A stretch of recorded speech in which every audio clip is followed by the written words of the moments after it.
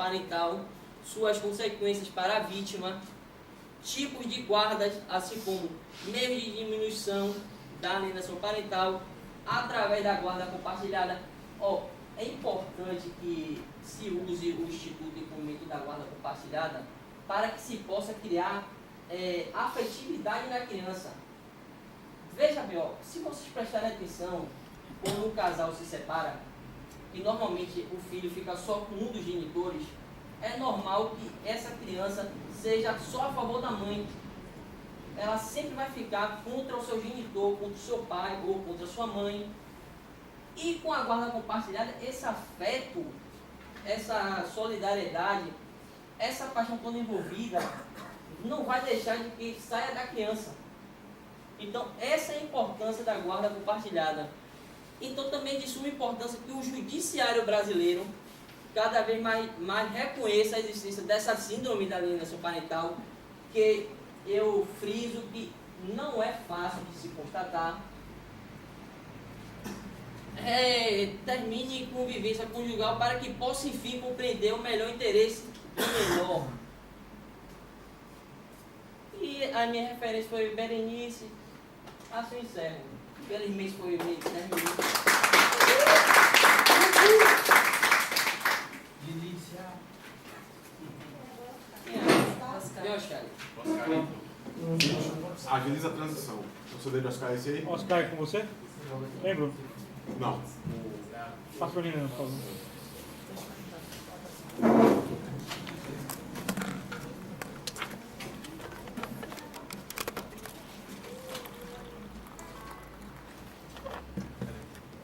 Deixa eu pôr pra cá.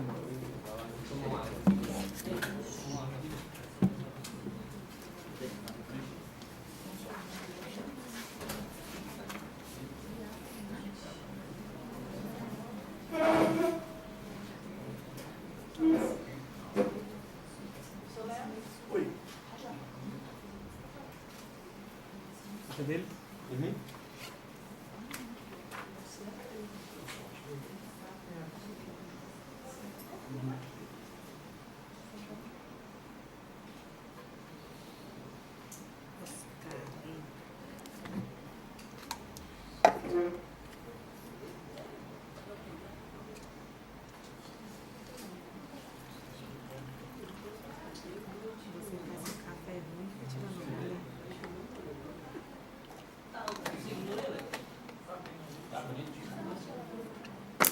A mochila um pouquinho na frente.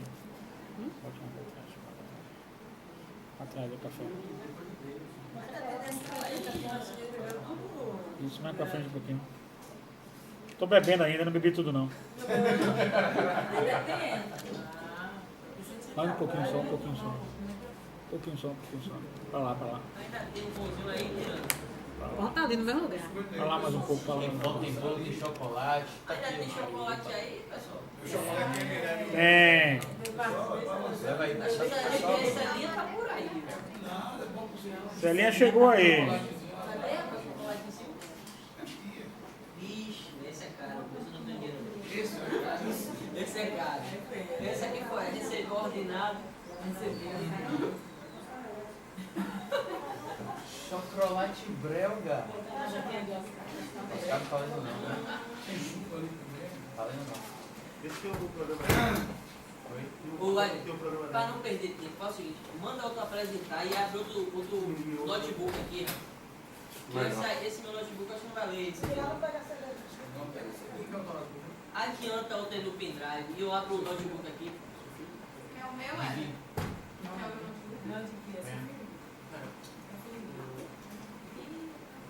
Quem é agora? Depois desse cara, não é você não? Quem é agora? A 320 eu abro o notebook para ele. Não, deixa eu ficar apresentar, eu vou me sentir mais confortável. Esse pega esse CD? Pega esse CD. Não sei, Noemi, pega a Pega. CD. Pega. Tira aí. Então, repare, enquanto o Wagner agiliza o Oscar, outro fazendo. Que esse tempo de transição está demorando o tempo de uma apresentação. Quer ver uma coisa? Terminou uma quarta, já vai dar 9 horas. São 15 para 9. Entendeu? Mas você tem direito ao seu tempo. Seu tempo é seu tempo. Se não der tempo, o pessoal pega e Não vai repete a dar isso, matéria. não.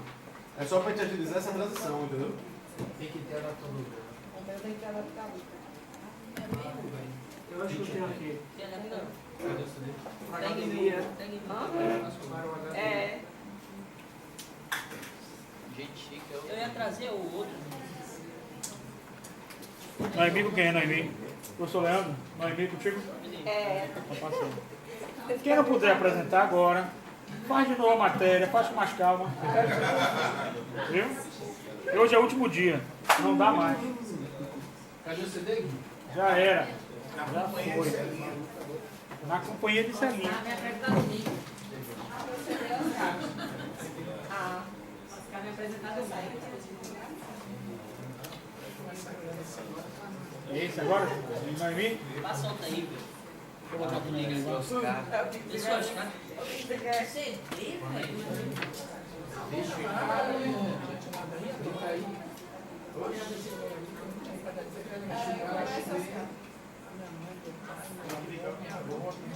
Ligar o notebook. Esse aqui é fluido mesmo. Esse é o outro. Esse aqui não é CCE, né? Esse é HP.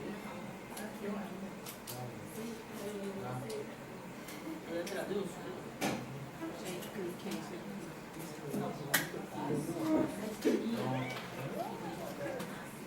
Dá meu cabelo aqui.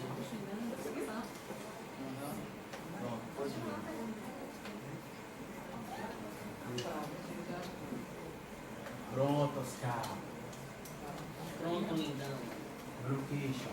Let's go. Os carros, você só vai ser assim.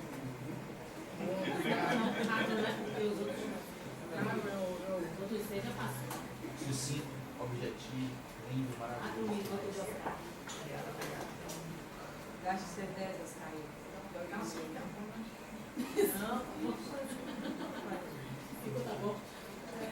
Joga no muro. Abre todo.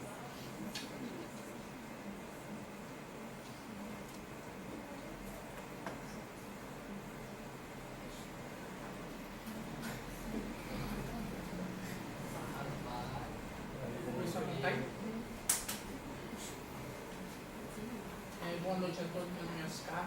Sinalizo com 8, ou senão. Tá bom, tá certo. Meu nome é Oscar. Em primeiro lugar, gostaria de agradecer também a todos que estão aqui presentes, né? O professor também, que quando eu estava construindo também o meu TCC, me deu algumas orientações que foram muito válidas, né? Também comecei a investigar, mandou em tribunais e tal, para apurar essa lei em outros países e eu viajei muito, foi muito legal. E para mim foi muito gratificante as orientações que o professor Leandro me deu. E agradecer também a todos e dizer que vai ser legal aí essa apresentação. Eu vou falar sobre a lei de interceptação telefônica. Eu gostaria de começar explicando o que é a lei de interceptação telefônica.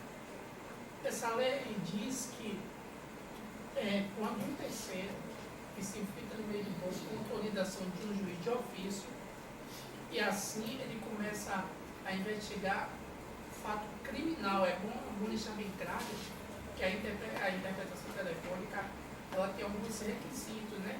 Alguns apontamentos, né? Algumas regras, né? Que fazem com que a interpretação telefônica ela seja válida. Por exemplo, no artigo 2 da Lei de Interceptação Telefônica diz que ela pode ser utilizada se não tiver outros meios cabíveis. Por exemplo, se a gente conseguir, se as autoridades policiais, por exemplo, conseguir provas ou outros meios disponíveis aonde que possa desvendar aquele crime, a interceptação telefônica não vai ser necessária. Também é bom ressaltar também que se o crime investigado não for, não tiver uma pena máxima de detenção, ele também não precisa ser autorizado a interpretação telefônica. Eu estava sempre analisando, né, sobre pode passar aí, falar um pouquinho sobre a introdução. Pode passar. Aqui a justificativa, o tema em questão justifica o âmbito social na possibilidade de descrever considerações sobre a Lei 9.296, né? Que é a Lei sobre Interceptação Telefônica, paciência. Qual é o objetivo geral dessa lei? Analisar os requisitos estabelecidos pela lei. Como eu falei sobre o artigo 2, né, da Lei de Interceptação Telefônica. E é um dos requisitos é um dos artigos que me chamou muita atenção.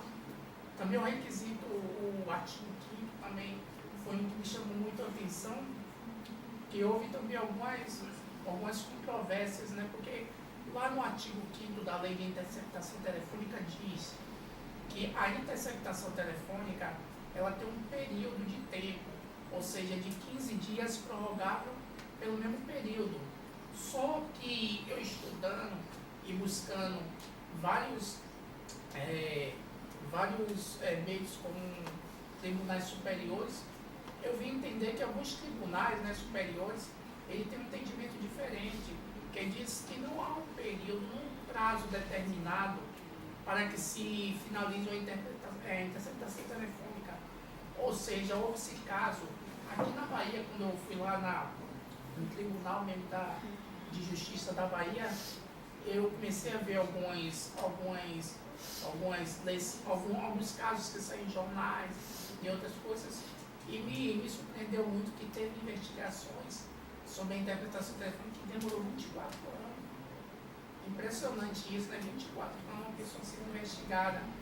E teve também políticos muito conhecidos aqui na Bahia que sempre tentou se desviar, né? Porque eles tinham meios de querer fugir um pouquinho, né, da lei, por exemplo. Tem políticos também na Bahia que eles sabiam, conheciam essa lei, e o que é que eles faziam? Eles compravam telefone em nome de outras pessoas. Porque quando a autoridade policial, o Ministério Público, ele vai ao juiz de ofício pedir autorização para investigar aquela pessoa, é realmente justificativo que ele investigue aquela pessoa, o andamento ou as conversas daquela pessoa. Mas tinha muitos políticos, muitos que envolviam corrupção, em desvio de dinheiro, que nunca foram pegos nessa lei. Eu estava até lendo livros, eu estava até vendo comentários até de pessoas lá que me falavam. Isso me deixou muito feliz, porque eu conheci muito mais as coisas quando eu estava pesquisando, buscando. Isso chamou muita atenção, né? Que tem meios, eles conhecem muito bem as leis e eles tentam de qualquer maneira se desviar dela. Por exemplo, a justificativa, o tema em questão justificando o âmbito social. Passa aí, Ed. O objetivo geral, passa mais aí. A metodologia trata-se de um estudo descritivo de caráter qualitativo que será realizado através da revisão biográfica a fim de procurar propostas de vários autores para temas analisados. Eu procurei muitos autores que o professor mesmo me orientou, né? E tem aí, daqui a pouco a gente vai ver algum entendimento de Serraló, muito interessante, passei aí, por exemplo, Luiz Flávio Gomes, olha o que ele disse, que não fez referência da esse nome tão difícil, de comissão após a emissão de mandado. Aí o Luiz Flávio Gomes, olha o que ele disse, desde o final da década de 60, olha que interessante essa parte que eu achei. Começamos a saber que a possibilidade de transmissão de imagens, sons, escritos, sinais, dados informados por telefones eram infinitas. Ou seja, quando nós sabemos que um processo ele é aberto, né, para investigar aquele crime e a interceptação telefônica, nós sabemos, eu tive um professor muito excelente, e ele, até hoje eu me lembro da orientação que ele deu sobre interpretação telefônica, e ele falava que quando aquela conversa era toda analisada, só se tirava requisitos mais importantes para ser colocado no processo. Por exemplo, tinha casos até que falavam de traição, disso, mas isso aí não tinha nada a ver com um caso investigado, né? Aquilo ali era separado.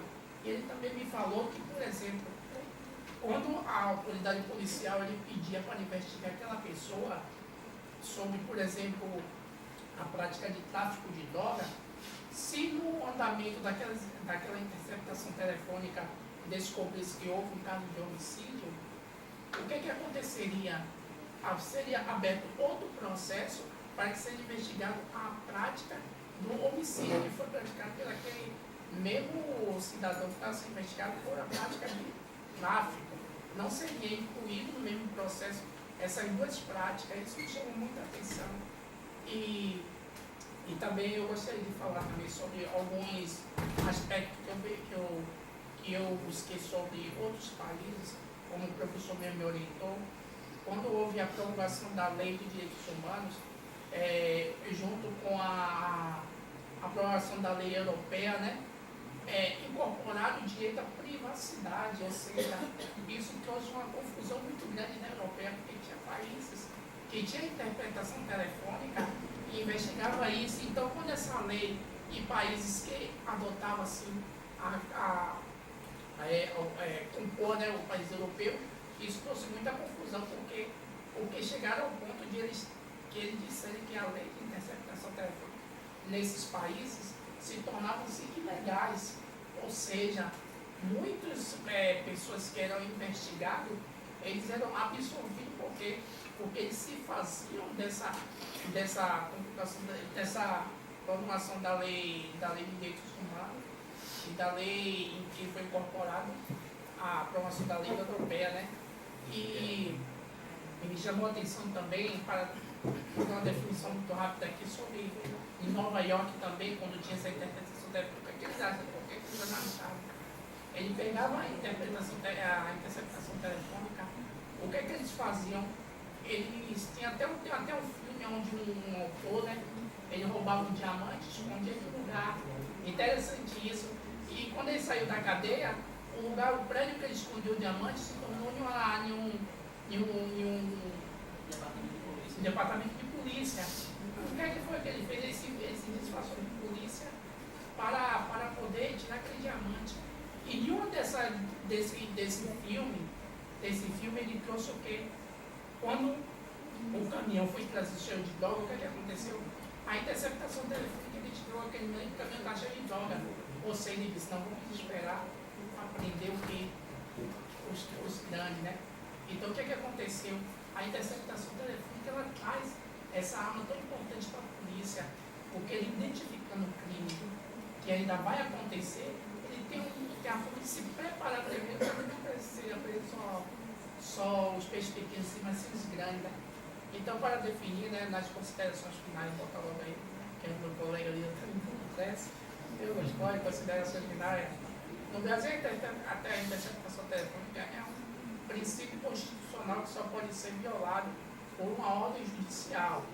A lei não faz referência direta à descobertura de comunicação após a emissão de mandado. O Código de Processo Civil declara que ninguém está isento do dever de cooperar com o judiciário para a descoberta da verdade.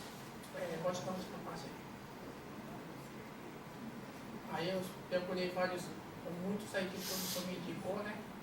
Também, e eu queria agradecer a todos pela atenção e que Deus abençoe.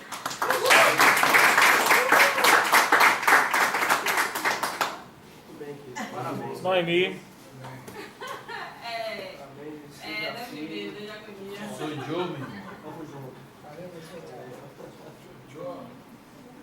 Falou bem pra caramba. Pesquisou, foi no tribunal. Só não fui nos Estados Unidos porque já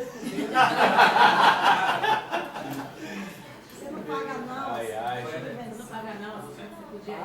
Só reservado para não. É na mala. Para Brasília, aí já não pago, não. Já fui no Brasil lá, mas. Você é na mala. Vai dar um rolando.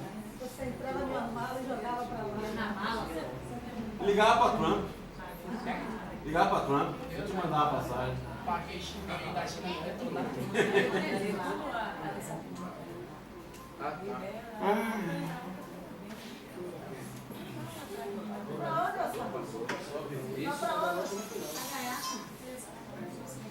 Alô?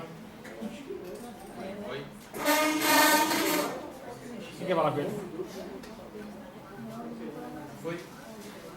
Não, no momento não. Viu? Ligue mais tarde. Tem que ser durante o dia, durante o horário do expediente, viu? À noite não. Viu? Não sei se ele vai poder amanhã às 15 horas. Melhor na quinta-feira, viu?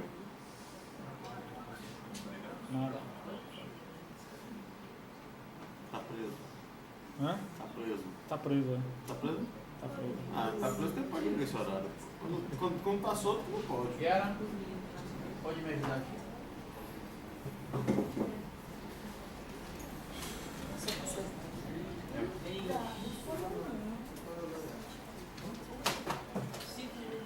Olá, gente. Boa noite. Tudo bem? Professor Leandro. Me dê uma ficha de barinho. Bom, meu nome é Éder Bonfim, tá? E o tema do meu TCC é a regulamentação e descriminalização da cannabis para uso medicinal em face dos direitos individuais e sociais. Foi uma temática na qual, junto com o meu orientador, pude chegar à conclusão para poder estar discorrendo sobre a temática, né? Bom, pode passar, por favor. O objetivo desse trabalho, né, é abordar a questão da legalização da cannabis para o uso medicinal no Brasil, que é um dos debates que está em evidência ultimamente, tá? E bem como trata nos meios de comunicação sobre essa temática, mostrar como a judicialização do direito do plantio da erva, para a extração de seus compostos, torna-se uma batalha plena no direito à saúde através do programa político de drogas. Bom, o artigo 5º garante o direito à saúde, não é isso? Então a gente eu trago na pesquisa também essa questão dessa garantia que de uma forma ou de outra chega a ser violada por algo que a gente vai ver logo lá na frente, tá? Oi, Yara. Ainda era lá, mas tudo bem. Mas, não, pode voltar. Pode seguir. Bem, a problemática da pesquisa. Bom, gente, eu pautei não tanto nas questões judiciais, né, na questão judicial em si, porque como se trata de um tema que é polêmico, né, e que de uma forma acaba sendo também um tema que abarca essas questões do legislativo, né, ao decorrer dele ficou interessante, porque o que eu questiono? Eu questiono a falta da política de saúde pública do Estado federativo em cima das pessoas que necessitam da utilização da cannabis, ou seja, de compostos da cannabis para tratar doenças como, por exemplo, a epilepsia, o Alzheimer, o Parkinson e até mesmo o câncer. Também tem a AIDS, dentre algumas outras, geralmente elas mais gravosas e mais graves, né? Pode seguir. Bom, no breve histórico, para isso tudo é porque a gente, infelizmente, só tem 10 minutos, queria estar tratando com um detalhamento, porque é uma temática que eu acredito que todos os colegas precisam dessa atenção. Por que regulamentação e descriminalização? Porque o processo de regulamentação não é o processo de legalização que muitos confundem. Tá? O processo de legalização da cannabis para uso medicinal é para tratar dessas pessoas que têm esses problemas de saúde graves e o quanto a Constituição Federal, que garante a saúde, não garante a essas pessoas o tratamento adequado para no caso, o canabidiol e o THC, que são uns dos aditivos, um dos compostos que estão dentro da cannabis, né? Dentro da maconha ou marihuana, como muitos conhecem. Né? Não é para uso recreativo. O cunho dessa pesquisa é para uso medicinal. Tá? Segue, pode seguir. Bom, dentro dessa temática eu trago à luz aqui o que pensam os brasileiros sobre a regulamentação e a descriminalização da maconha. Bom, em pesquisas realizadas dentre as pesquisas que eu pude realizar, é de notório saber que parte dos brasileiros se orientam, se informam, se instruem pela TV e pela internet. Não pegam a literatura ou ao menos a letra da lei para se apurar do que se trata essa temática ou por que ainda não se trata de liberar, regulamentar a cannabis para o uso medicinal. Então, essa influência é de cunho muito conservador, porque se trata de uma erva alucinógena, no qual muitos brasileiros ainda se pautam, tratam a cannabis como uma droga mortal, como ela é considerada nos anos 70, certo? Que é a partir dos anos 70 que começa a se ter uma diretriz dentro da legislação brasileira do que quem é o traficante e quem é o usuário, né? Se eu não me engano, deu um pulo aí, né? A lei na época é a 11.000, não é ela. Volta um pouquinho aí, um pouco. Pronto. A lei que define na década de 70 é a lei 6.368 de 1976, que começa a partir daí a definir quem é o traficante e quem é o usuário, mas ainda não de maneira específica. Pode dar uma revisada? Isso, para aí, volte. Pronto. Nós vamos ver hoje a Lei 11.343, certo? Essa é a lei vigente, a que está em atividade. Só que alguns doutrinadores e alguns magistrados, como por exemplo Luiz Roberto Barroso, e aqui na nossa capital, Maurício Barbosa, que é o nosso atual secretário de Segurança Pública, que são a favor da regulamentação e da legalização das drogas, não só especificamente da maconha, mas para conter, né, esse uso do narcotráfico, o fluxo do narcotráfico dentro das capitais, como uma maneira do Estado Federativo estar agraciando a população, né, está sendo ele o supervisor, está sendo ele o controlador dos usos dessas drogas. Mas se tratando da cannabis, né, a gente vê no artigo 28 da Lei 11.343 de 2006, que ela diz que fica a critério do juiz, assim de maneira mais objetiva, para a gente não perder tempo, ela diz que fica a critério do juiz analisar de acordo com os aspectos sociais, econômicos e a localidade onde o indivíduo foi detido com a droga, tá? E definir aí então se ele é usuário ou traficante. É aí que vem as questões a questão da descriminalização. A preocupação que eu tive dentro da pesquisa de estar abordando a questão da descriminalização, porque na maioria das pessoas que são apreendidas mesmo que seja com uma pequena quantidade de droga, seja ela cocaína, seja ela cannabis ou qualquer outra, ela já é dita pelo magistrado, já é considerado pelo magistrado, na sua grande maioria, como traficante. O que é que eu posso estar trazendo de exemplo para vocês? De 2006 a 2013, né, um passe de 5 a 6 anos, mais ou menos, não estou bom em matemática porque eu estou nervoso mesmo, então desde a época que a Lei 11.343 passou a entrar em vigor até o ano de 2013, o número de presos por tráfico de drogas, ele passou de 31 mil prisões a 161 mil prisões, ou seja, foi um aumento de 339% de pessoas na comunidade, na sociedade carcerária, na comunidade carcerária. E a grande maioria dessas pessoas pobres, pretas, de periferia. Então, se vê que a questão do aprisionamento por tráfico de drogas e a grande maioria dessas pessoas presas com pequenas quantidades de maconha, com pequenas quantidades de cocaína, com pequenas quantidades de qualquer outra droga, né? Ou seja, se Gui for preso na liberdade com 30 gramas de cocaína, ele pode vir a ser considerado como traficante, mas vai depender do histórico criminal dele, vai depender de onde ele mora e das condições sociais dele.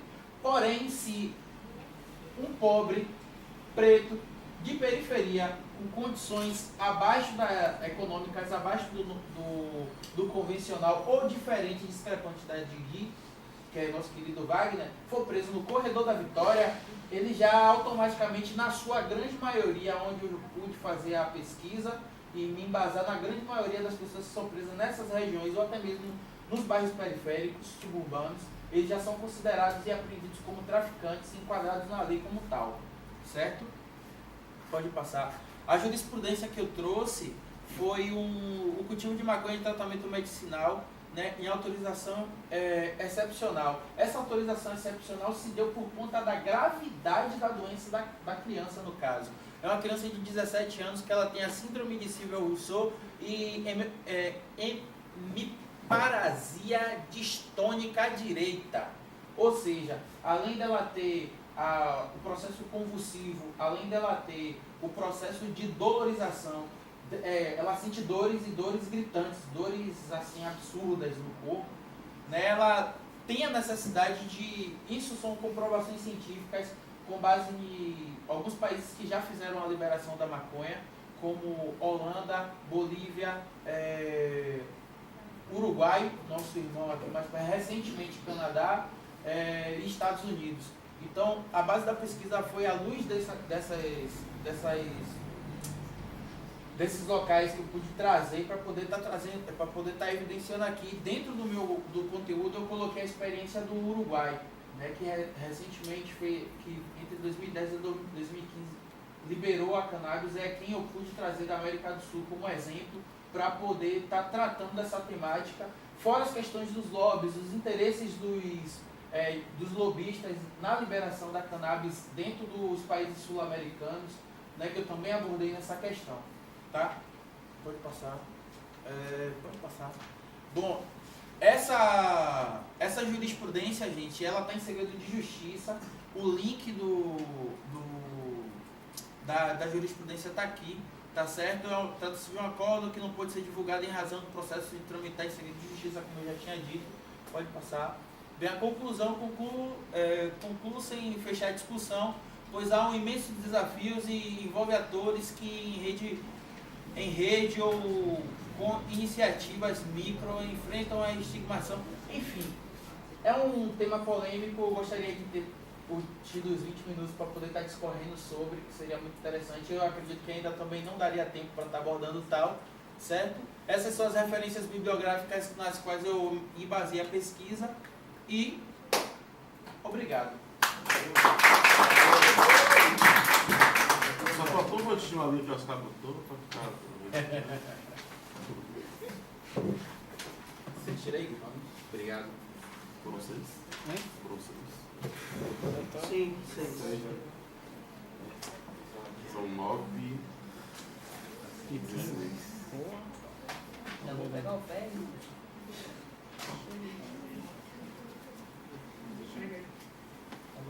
TCC último. O professor Leandro desceu? Não. Sou Bruno. Posso? Pode? Boa noite, gente. Me chamo Salatiel da Silva Santos. Vou falar sobre os aspectos jurídicos da venda casada. Meu orientador, meu querido professor Bruno Faisal. Pode passar, por favor. Prometo ser breve. Introdução. O meu tema está inserido no Código de Defesa do Consumidor, mais precisamente no artigo 39, inciso 1º. É uma das práticas abusivas. Pode passar, por favor. Justificativa. Eu escolhi esse tema não apenas com o objetivo de esclarecer para os operadores de direito os aspectos jurídicos da venda casada, mas visando também a um público que não tem muito conhecimento jurídico. É o pessoal, a massa que realmente celebra contratos e, na verdade, nem sabe o que estão fazendo. Então, com base nisso, eu pensei, no escritório de advocacia do trabalho, eu vejo que quando os clientes chegam, por exemplo, com um contrato de empréstimo, querendo discutir parcelas exorbitantes, abusos, aí o advogado na malícia, ele sempre repara que tem um serviço embutido, por exemplo, um seguro de vida. Aí pergunta, você sabe desse seguro aqui que está embutido? Aí muitos dizem, não, nem sabia, estou sabendo agora. Já outros dizem assim, eu sabia, ele me disse que era obrigação, o funcionário do banco me disse que era obrigação eu ter que incluir esse serviço aqui nesse contrato. Então, como ele estava dizendo que era obrigação, eu tive que aderir. Aí pensando nisso, eu, como meu objetivo, eu pensei, a vida casada é uma mera estratégia do fornecedor de produto ou serviço adquirir lucro ou uma prática ilegal a ser combatida por lei. Porque a venda casada, ela fere os princípios da liberdade e da autonomia na relação de consumo. A metodologia utilizada foi pesquisa bibliográfica em documentos, em pesquisa de livros.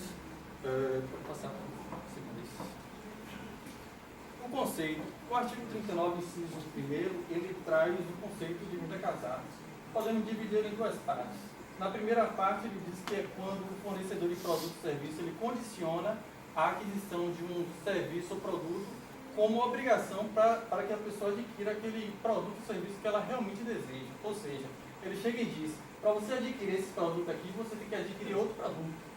Já na outra parte desse inciso, ele fala que o fornecedor vai condicionar a quantidade que você deve consumir. Por exemplo, em bares e restaurantes onde tem um consumo mínimo. Pode passar.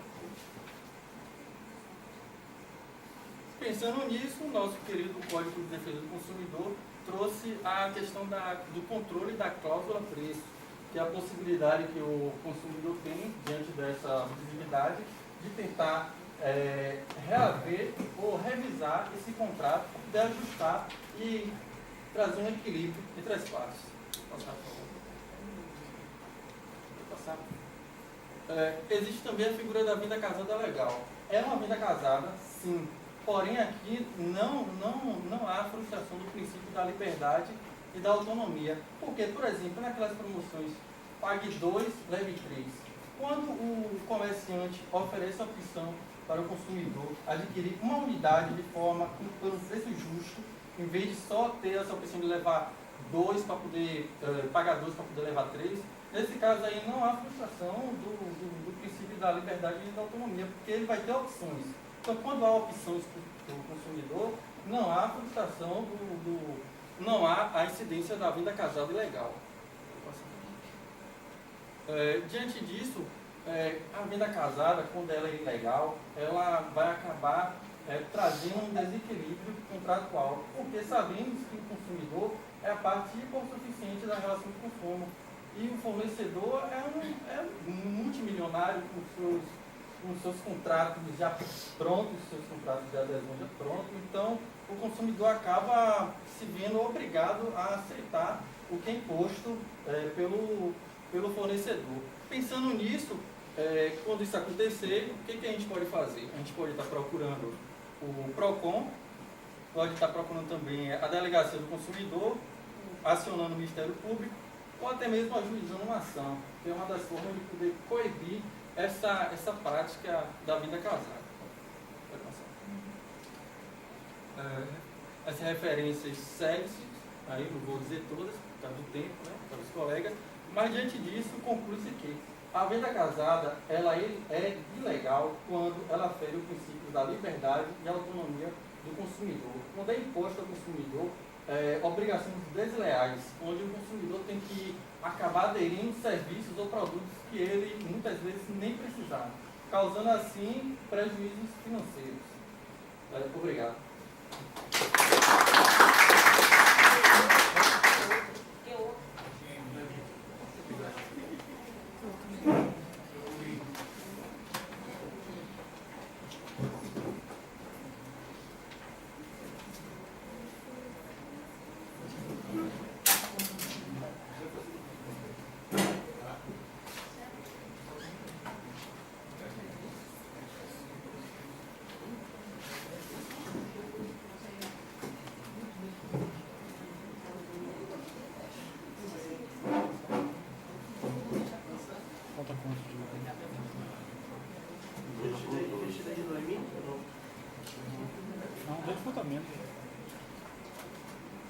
Seu foco tem 4 Tipo assim, de Noemi, Já. faltam 3 fora. mais o seu. Não, eu não tenho. Faltam só 2 agora, só o Michele e o Juscelino. Ei, pessoal, falta mais. Mais 2, Michelle e Juscelino.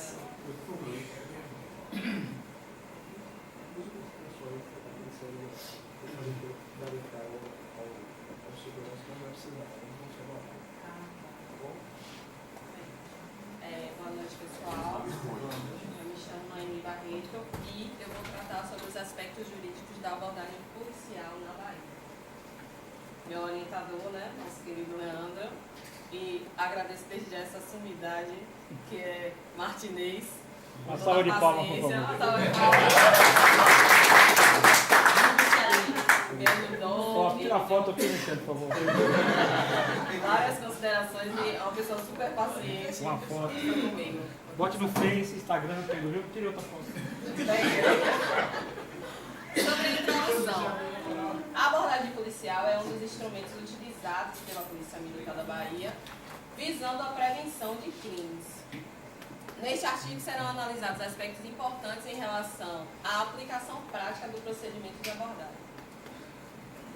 Objetivo e metodologia. A pesquisa teve por objetivo analisar aspectos relevantes da abordagem policial, trazendo uma ênfase à disparidade que ocorre por conta da estigmatização do estereótipo. É uma variação de pessoa para pessoa, de cidadão para cidadão. Geralmente estereotipado em cidadão que possui um estigma formado pela polícia e recebe um tratamento diferenciado. A metodologia de pesquisa se embasou em artigos, eu vi alguns documentários, doutrina e o próprio Manual Básico de Abordagem Policial da Bahia. Bem, conceito de poder de polícia. O professor Dirley Cunha Júnior, ele conceitua o poder de polícia. Ele diz que a polícia é um órgão da administração direta do Estado. E ele detém o poder para limitar o direito individual em prol da coletividade. O poder de polícia, porém, ele não é um conceito uno, ele não age sozinho. Existem alguns outros princípios com que ele se coaduna, como a legalidade, discricionariedade, auto-executoriedade, coercibilidade e outros. Bem, o conceito de abordagem policial. Lá no Manual Básico de Abordagem Policial da Bahia, que é por onde os policiais militares da nossa cidade se embasam para aprender sobre as próprias ações, a aplicabilidade das ações, tem um conceito de abordagem. A abordagem é o ato de aproximar-se e interpelar uma pessoa a pé, motorizada, montada, com o intuito de identificar, orientar, advertir, assistir, revistar, aprender, etc. No Manual Prático de Abordagem Policial, também traz os princípios e as fases. Eu trouxe aqui alguns princípios. Eles são bem básicos. Segurança, né? A ação tem que ser segura, principalmente para os agentes, um dando cobertura ao outro. Surpresa, que é o ato de aparecer inopinadamente, reduzindo a possibilidade de fuga da pessoa interpelada. Rapidez, tem que ser a velocidade em que a ação é desencadeada e executada, até porque uma ação muito lenta causa antipatia à população e causa um certo constrangimento, um certo desconforto àquela pessoa que está sendo abordada. Ação vigorosa são aqueles comandos que a polícia faz com a gente, mão na cabeça, mostra a bolsa e tal, esse tipo de comando um pouco mais rígido, eu diria. Só que há um detalhe, esse tipo de comando ele jamais pode se confundir com a arbitrariedade e violência. Bem, a discricionariedade do policial e o estereótipo do elemento suspeito. Identificar e paralisar os delinquentes é o objetivo da polícia, é o que a polícia quer para nos trazer segurança. Entretanto, como eu posso dizer, isso traz uma certa insegurança, é uma atividade um pouco complexa. Por quê? Porque no nosso ordenamento jurídico ainda não há uma conceituação legal de quem é um delinquente, de quem é um suspeito. Quem seria um suspeito? Quem é um delinquente? Então isso dá margem para que o policial se baseie e forme esse conceito baseado nos seus próprios paradigmas. o que eu, policial, acho, os meus preconceitos, eu acabo aplicando na minha profissão e isso é muito perigoso. Bem, aí entramos naquela teoria lombrosiana do delinquente nato. Observem, eu fiz questão de trazer algumas fotografias para vocês observarem que o delinquente nato, aquela pessoa que nasce delinquente, assim como uma pessoa nasce doente, segundo César Lombroso, são pessoas que, se observarmos, se pararmos para analisar, são pessoas parecidas conosco. São pessoas que têm características nossas, ou seja, mais uma vez fica claro o perigo de se basear em teorias e formações preconceituosas para exercer a atividade da polícia. Bem, a arbitrariedade no procedimento prático. O caminho que conduz muitas das abordagens policiais é pavimentado de agressões físicas e psicológicas. E que isso acontece? Não são raros casos de pessoas que foram abordadas de forma violenta, principalmente por estarem portando, diria, características que são suas. É direito meu usar um moletom à noite, é direito meu usar uma sandália, é direito meu ter o meu cabelo rastafari. No entanto, isso serve de parâmetro, de característica para o policial identificar um delinquente. Sem falar na cor da pele, né, gente? Não preciso nem citar a cor da pele. É lógico que em uma abordagem policial, eu, enquanto negra, não vou receber um tratamento igualitário a uma branca que está sendo abordada. Isso não é raro. Temos aí um negro em posição vulnerável. Em um caso, um estudo que eu pesquisei do professor Newton Araújo, ele é professor da Universidade Federal de Juazeiro, aqui na Bahia, e ele estava saindo para ir ao dentista com a sua moto, foi abordado, teve os seus documentos, os seus pertences jogados no chão pelo policial. O policial solicitou a documentação da moto, ele deu, achou uma divergência, só que ele fez menção de explicar, de chamar a esposa, para comprovar que o que ele estava falando, ele recebeu um tapa na cara. Então, assim, foi vexatório, inclusive a nossa UFBA, emitiu uma nota de repúdio em relação a esse caso. E, lógico, fizeram alusão à prática por ser um professor negro. Ele mesmo classificou a ação como racista por se tratar de um professor negro. Esse tipo de atitude configura o abuso de poder que está lá na Lei 4.898 de 95. E isso, né, a Lei de Abuso de Poder traz um conceito de abuso, os tipos de abuso, que eu não me estendi muito por conta do tempo também. Resguardo do cidadão e danos morais. O cidadão, ele pode se resguardar de algumas formas, eu não diria diversas, porque talvez, ainda que diversas, não são eficazes, certo? O cidadão, ele pode denunciar, pode ir à corregedoria, ele pode ingressar com ação por danos morais, e aí eu faço um adendo relevante. As ações por danos morais em relação a casos de abordagem arbitrárias aqui em Salvador, elas geram indenizações por danos morais muito pífias, o que desconfigura o caráter punitivo pedagógico do dano moral. E isso é algo que precisa ser modificado, porque enquanto pífias as indenizações, acaba dando aso para que essas abordagens arbitrárias, continuem acontecendo. É aquela história de não acontecer nenhuma sanção, então a gente continua fazendo, a gente não procura modificar.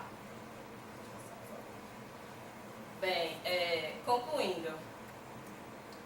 Após o exposto das considerações, conclui-se que o ordenamento prático e o regimento normativo da Polícia Militar da Bahia, apesar de toda a evolução, ainda busca ajustamento entre o fato e o direito.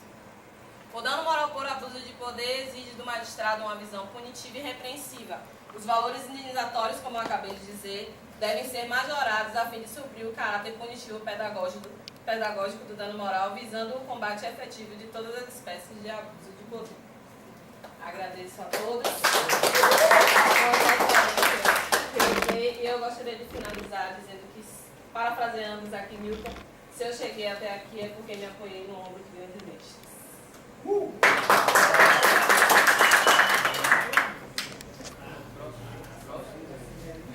próximo.